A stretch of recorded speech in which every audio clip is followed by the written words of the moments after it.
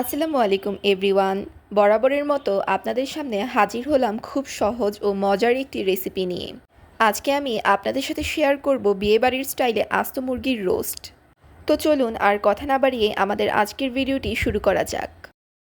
Chicken roast তৈরি করার জন্য আমি এখানে নিয়েছি আস্ত একটি চিকেন। এটা আমি খুব ভালো করে ধুয়ে পরিষ্কার করে নিয়েছি। এটা দেশি মুরগির মতো দেখা গেলেও এটা কিন্তু দেশি মুরগি না, এটা পাকিস্তানি মুরগি। এটা দিয়ে যদি আপনারা আস্ত রোস্ট রান্না করেন তাহলে এটি খেতে খুবই মজা হবে। এখন আমি চিকেনটাকে সামান্য পরিমাণ লবণ ও সামান্য পরিমাণ আদা রসুনের পেস্ট দিয়ে মেরিনেট করে রেখে দিব 10 থেকে 15 মিনিটের মতো।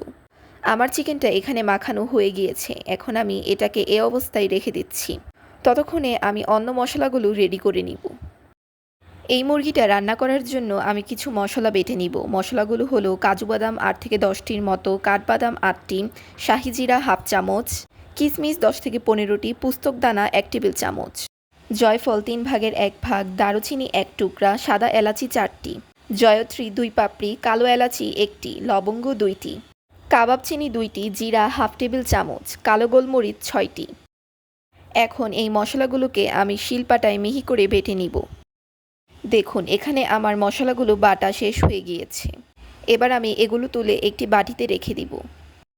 এখন আমি চুলায় একটি প্যান বসিয়ে এতে পরিমাণ মতো রেগুলার ব্যবহারের সয়াবিন তেল দিয়ে দিব। তারপর একটু ফ্লেভারের জন্য এখানে আমি দিয়ে দিব 1 টেবিল স্পুন ঘি। এটা আপনারা চাইলে ব্যবহার করতেও পারেন, আবার নাও করতে পারেন। তেলটা যখন গরম হয়ে আসবে তখন এতে আমি দিয়ে দিব সেই আগে থেকে মেরিনেট করে রাখা মুরগিটা। এখন মুরগিটার একটি পাশ ভালো করে ভেজে নিব। দেখুন এখানে আমার মুরগিটার একটি পাশ ভালো করে ভাজা হয়ে গেলে আরেকটি পাশ উল্টে দিব। এইভাবে আমি পুরো মুরগিটা উল্টিয়ে পাল্টিয়ে ভালো করে ভেজে নিব।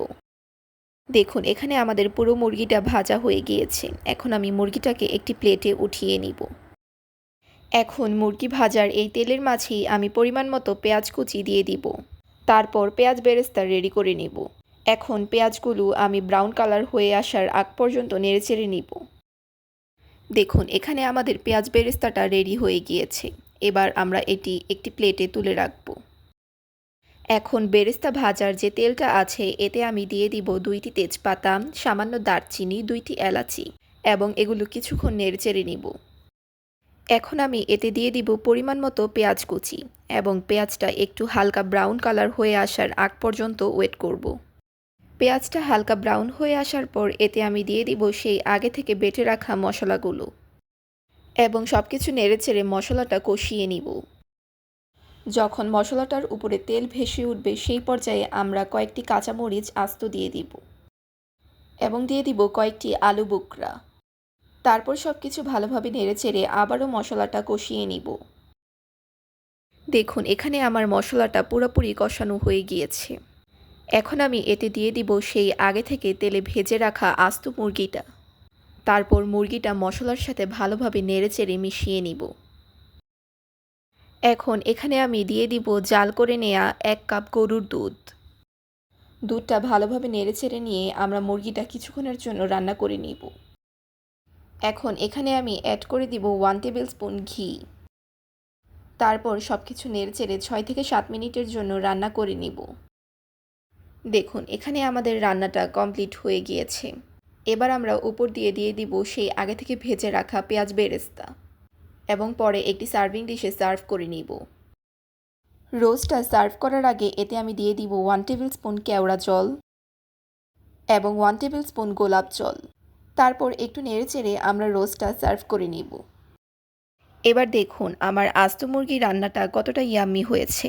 এটা দেখতে যতটা সুন্দর হয়েছে এটা খেতেও কিন্তু ততটাই মজার হয়েছে। আশা করছি আজকের রেসিপিটা আপনাদের কাছে অনেক ভালো লাগবে, ইউনিক ও সহজ মনে হবে। ভালো লেগে থাকলে অবশ্যই একটি লাইক, শেয়ার এবং একটি কমেন্ট করে দিবেন এবং আমার চ্যানেলে নতুন হয়ে থাকলে অবশ্যই চ্যানেলটি সাবস্ক্রাইব করে আমার পাশেই থাকবেন। আশা করছি দেখা হবে পরবর্তী কোনো রেসিপিতে। সেই পর্যন্ত সবাই ভালো থাকবেন। আল্লাহ হাফেজ। আসসালামু আলাইকুম।